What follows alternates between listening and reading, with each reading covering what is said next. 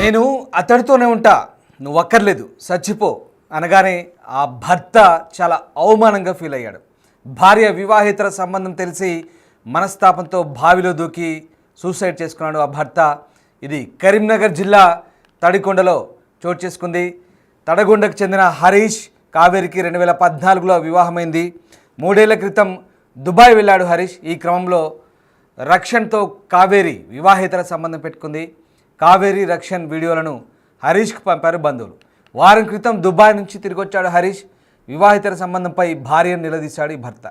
భార్యాభర్తల మధ్య ఘర్షణ చోటు చేసుకుంది. తాను రక్షణ్తోనే ఉంటానని, నువ్వు నాకు నచ్చలేదు, నేను వాడితోనే ఉంటాను, నువ్వు చచ్చిపో అంటూ భార్య తెగేసి చెప్పింది. దీంతో మనస్తాపానికి గురైన హరీష్ బావిలో దూకి ఆత్మహత్య చేసుకున్నాడు. భార్య కావేరి, ప్రియుడు రక్షణ్పై పోలీసులు అయితే కేసు నమోదు చేశారు. ఇక హరీష్ కావేరి దంపతులకు కూతురు కొడుకు కూడా ఉన్నారు. కానీ ఇక్కడ అదంతా మర్చిపోయింది కావేరి. కట్టుకున్న భర్తను కాదని ప్రియుడు మోజులో పడి భర్తను ఎదిరించింది. నేను వాడితోనే ఉంటాను, ఇక నువ్వు అక్కర్లేదు అంటూ అవమానపరిచింది. దీంతో తీవ్ర మనస్తాపానికి గురైన భర్త హరీష్ బలవన్మరణానికి పాల్పడ్డాడు. కుంటాల హరీష్ 2014లో కావేరితో వివాహం జరిగింది. వీరికి కూతురు కొడుకున్నాడు. కుటుంబ పోషణ కోసం, 2 పిల్లల భవిష్యత్తు కోసం గల్ఫ్కు వెళ్ళాడు. ఈ సమయంలోనే కావేరి అదే గ్రామానికి చెందిన మన్నె రక్షణ్తో వివాహేతర సంబంధం పెట్టుకుంది. 2 రోజుల క్రితం హరీష్ ఇంటికి రాగా భార్య వివాహేతర సంబంధం విషయం తెలిసింది. దీంతో ఆమె నిలదీయడంతో తాను రక్షణ్తోనే ఉంటానని, ఇక నువ్వు నాకు అక్కర్లేదు, చచ్చిపో అంటూ గట్టిగా భర్తను ఎదిరించింది.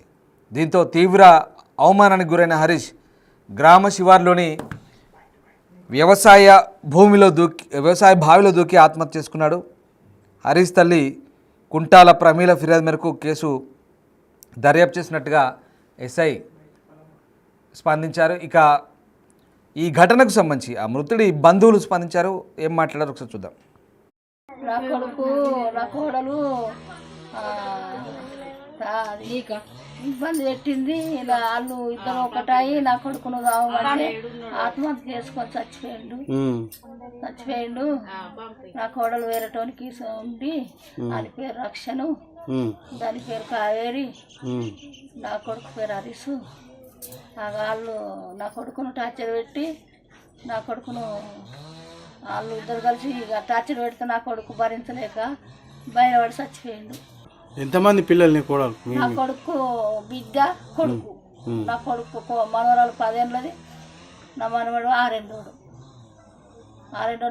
నా కొడుకు ఏదో బతకలేక దేశాల పొన్న దుబాయ్ పొన్న పోయి బతకడానికి పోతే ఇక నా కొడలు ఈ పని చేసింది. ఎన్ని రోజులే వచ్చిన కొడుకు? నా కొడుకు మొన్న సోమవారం నడొచ్చిండు. నిన్న మంగళవారం నాడు చనిపోయిండు. వాళ్ళని కలిసి ఊకుండా రానంటే ఊకుండా రా, నువ్వు చావంటే అయితే ఇద్దరు కలిసి అన్నవారు చచ్చిపోయింది.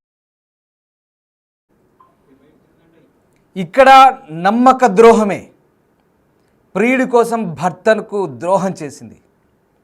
ఇక్కడ భర్తను పూర్తిగా చీట్ చేసింది. ఇది తెలిసిన భర్త నిలదీశాడు.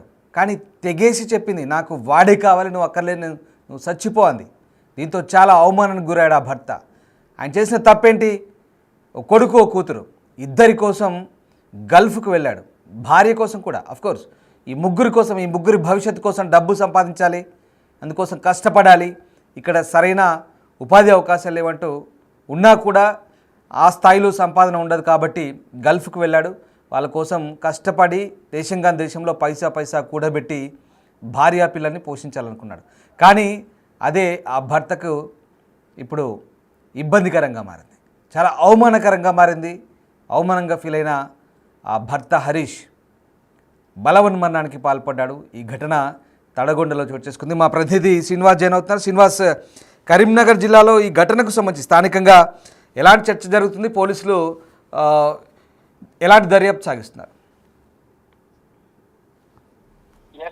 రాజన్న సిరిసిల్ల జిల్లా బోయినపల్లి మండలం తడగొండ గ్రామం లోపల అయితే ఈ విషాదం చోటు చేసుకుందని చెప్పుకోవచ్చు. అయితే ఆ పెళ్లికి ముందు నువ్వు నాకు నచ్చావని చెప్పింది. వారిద్దరు ఒకటైన తర్వాత సంసారం సజావుగా సాగుతున్నటువంటి నేపథ్యం లోపల వారికి ఇద్దరు బాబులు కూడా పుట్టారు. కానీ కుటుంబ అవసరాల కోసము భార్య పిల్లలను చదువుకోవడానికి హరీష్ దుబాయ్ బాట పట్టడంతో ఇదే అదునుగా భావించినటువంటి అతని భార్య అదే గ్రామం లోపల వేరొక యువకునితో వివాహేతర సంబంధం కొనసాగిస్తున్నటువంటి పరిస్థితి కనబడుతుంది. ఇది చాలా రోజుల నుంచి కూడా ఈ వివాహేతర సంబంధము కొనసాగుతున్నటువంటి నేపథ్యం లోపల తడగొండ గ్రామానికి చెందినటువంటి కొంతమంది యువకులు ఈ విషయాన్ని దుబాయ్ లో ఉన్నటువంటి హరీష్ కు మొబైల్ లోపల కొన్ని ఫోటోలు వీడియోలు షేర్ చేయడం జరిగింది. ఈ విషయాన్ని తెలుసుకున్నటువంటి హరీష్ దుబాయ్ లోపలనే చాలా మనస్తాపానికి గురయ్యాడు. ఆ మనస్తాపానికి గురైనటువంటి హరీష్ తన భార్యతో ఇటు మాట్లాడాలని చెప్పి అయితే ఇటు ఒక వారం రోజుల క్రితము ఇంటికి కూడా రావడం జరిగింది. ఈ నేపథ్యం లోపల ఇద్దరు పిల్లలు ఉన్నారు. ఇందులోపల ఒక బాబు యొక్క అనారోగ్యం ఎప్పుడు కూడా అనారోగ్యానికి గురవుతూ ఉంటాడు. ఈ నేపథ్యం లోపల అందరినీ మంచిగా సాదుకుంటారని చెప్పి దుబాయ్ బాట పట్టినటువంటి హరీష్ కు ఈ విషయము నిజంగా ఒక షాక్ గురి చేసిందని చెప్పుకోవచ్చు. ఈ నేపథ్యం లోపల ఇంటికి వచ్చిన తర్వాత నేరుగా వెళ్లి తన భార్యను నిలదీయడంతో అప్పుడు నువ్వు నాకు నచ్చావు, ఇప్పుడు నువ్వు నాకు నచ్చలేదు, నాకు వేరే అతను అబ్బాయి నచ్చాడు కాబట్టి అతనికితో వివాహేతర సంబంధం కొనసాగిస్తున్నాను, నీకు ఇష్టం ఉంటే కాపురం చేయి లేకపోతే చచ్చిపో అని చెప్పి అయితే చెప్పడం కూడా జరిగింది. ఈ నేపథ్యం లోపల హరీష్ చాలా మదన పడ్డాడు, మనస్తాపానికి గురయ్యాడు. ఈ నేపథ్యం లోపలనే హరీష్ ఊళ్ళో లేకపోవడంతో అతని భార్య కావేరి చాలా రోజుల నుంచి కూడా ఈ వ్యవహారాన్ని కొనసాగిస్తున్నట్టుగా అయితే తెలుస్తుంది. ముఖ్యానికి వచ్చిన తర్వాత ఆ ప్రియుడితోనే ఉంటానని చెప్పి చెప్పడంతో అయితే ఆ భార్యను ఏమనలేక పిల్లలను ఏమనలేక హరీష్ ను కూడా ఏమనలేక తనకే శిక్ష వేసుకోవాలని చెప్పి హరీష్ భావించాడు. ఈ నేపథ్యం లోపల బయటకు వెళ్లి వస్తానని చెప్పి అదే గ్రామం లోపల ఉన్నటువంటి ఒక వ్యవసాయ బావిలో దూకి ఆత్మహత్య చేసుకున్నటువంటి పరిస్థితి కనబడుతుంది. అయితే ప్రియుడి మోద లోపల భర్తనే వద్దనుకున్నటువంటి ఆ నేపథ్యం లోపల అతనికి మనస్తాపానికి గురైనట్టుగా తెలుస్తుంది. ఆ బావిలో దూకి బలమరణం చేసుకున్న తర్వాత ఆ ఆత్మహత్యను ఇటు గ్రామం లోపల కొంతమంది కూడా దాన్ని అంటే ఈ విషయాన్ని బయటకు పొక్కకుండా ఈ వివాహేతర సంబంధాన్ని కప్పు చేయటువంటి ప్రయత్నం చేశారు. అతడు అప్పుల బాధతో చనిపోయాడు అని చెప్పి చిత్రీకరించేటువంటి ప్రయత్నం కూడా చేశారు. కానీ ఆ హరీష్ తల్లి నేరుగా పోలీస్ స్టేషన్ కి వెళ్లి ఈ తతంగాన్ని అంతా కూడా పోలీసులకు వివరించడంతో పాటుగా ఇటు భార్య యొక్క ఏదైతే వివాహేతర సంబంధాన్ని మొత్తం కూడా బట్టబయలు చేసినటువంటి నేపథ్యం లోపల ఈ వ్యవహారం అంతా కూడా బయటకు వచ్చినటువంటి పరిస్థితి కనబడుతుంది. మొత్తానికైతే ఇటు హరీష్ యొక్క ఆత్మహత్యకు ఈ వివాహేతర సంబంధమే కారణం అని చెప్పి తెలుస్తున్నది. ముఖ్యంగా ఈ వివాహేతర సంబంధాలు కుటుంబ బంధాలను ఎలా కాలరాస్తాయో మనం ప్రత్యక్షంగా ఈ సంఘటన ద్వారా చూడొచ్చు. ఎందుకంటే పెళ్లి కాకముందు అన్ని సర్వస్వం అని చెప్పి భార్య చెప్పడం కూడా జరిగింది. వారి సంసారానికి గుర్తుగా ఇద్దరు పిల్లలు కూడా ఉన్నారు. బాబు యొక్క ఇటు ఆరోగ్యం పాప యొక్క ఆరోగ్యం బాగాలేకపోవడంతో ఆ ఆరోగ్యం బాగు చేయాలని చెప్పి ఇటు డాక్టర్లు వైద్యుల చుట్టూ కూడా తిరుగుతున్నటువంటి పరిస్థితి. కుటుంబాన్ని ఇటు సంసారాన్ని గట్టెక్కించడానికి అతడు విదేశీ బాటల పట్టాడు. కానీ ఆ భార్య మాత్రం వేరే యొక్క ప్రియుని మోజులో పడి ఇటు భర్తను నానా హింసలు అంటే చిత్రీకరించేటువంటి ప్రయత్నం చేసింది. ముఖ్యంగా ఈ విషయం తెలుసుకున్న తర్వాత నిలదీసేటువంటి ప్రయత్నం చేసేటప్పుడు నువ్వు నాకు నచ్చలేదని చెప్పి నేరుగా చెప్పడంతో మనస్తాపానికి గురైన తర్వాత హరీష్ ఆత్మహత్య చేసుకున్నట్టుగా అయితే తెలుస్తుంది. మొత్తానికైతే ఇటు హరీష్ యొక్క తల్లి యొక్క ఫిర్యాదుతో పోలీసులు అయితే దర్యాప్తు చేస్తున్నారు. ఆ గ్రామం లోపల కొన్ని కుటుంబం సంబంధించినటువంటి వారిను ఈ హరీష్ యొక్క ఆత్మహత్యను వివాహేతర సంబంధం కాకుండా అప్పుల బాధతోనే చనిపోయాడని చెప్పి చిత్రీకరించేటువంటి ప్రయత్నం చేశారు. కానీ ఆ తల్లి నేరుగా వెళ్లి పోలీస్ స్టేషన్ లోపల ఫిర్యాదు చేసి తన కోడలు ఇటు ఏదైతే వేరెవరి మోజు లోపల ఉన్నటువంటి నేపథ్యం లోపలనే నిలదీసేటువంటి ప్రయత్నం చేసడంతో ఎదురు తిరిగింది. ఈ నేపథ్యం లోపలనే ఆత్మహత్య చేసుకున్నాడని చెప్పడంతో అదే ఈ విషయం అంతా కూడా బయటకు వచ్చినటువంటి పరిస్థితి కనబడుతుంది. ముఖ్యంగా ఇప్పుడు ఆ గ్రామం లోపల ఈ వివాహేతర సంబంధానికి సంబంధించినటువంటి ఘటన ఒక చర్చకు దారితీస్తుందని చెప్పుకోవచ్చు. ఈ వివాహేతర సంబంధము ఇటీవల కాలం లోపల మనం చూస్తున్నాము. చాలా మంది ప్రాణులను ఇటు తీస్తున్నటువంటి నేపథ్యం లోపల ఇక్కడ హరీష్ తనకు తానే శిక్ష వేసుకోవడంతో అయితే ఆ కుటుంబం అంటే విచ్ఛిన్నం కావాలి అంటే దాదాపుగా ఇటీవల కాలం లోపల మనం చూస్తున్నటువంటి నేపథ్యం లోపల ఆ కోపంతో వారిని హత్య చేసేటువంటి ప్రయత్నం చేస్తున్నారు. కానీ ఇక్కడ మాత్రం హరీష్ తనకు తానే శిక్ష వేసుకోవడం అయితే ఆ తడగండ గ్రామం లోపల విషాద ఛాయలు అలుముకున్నాయని చెప్పుకోవచ్చు.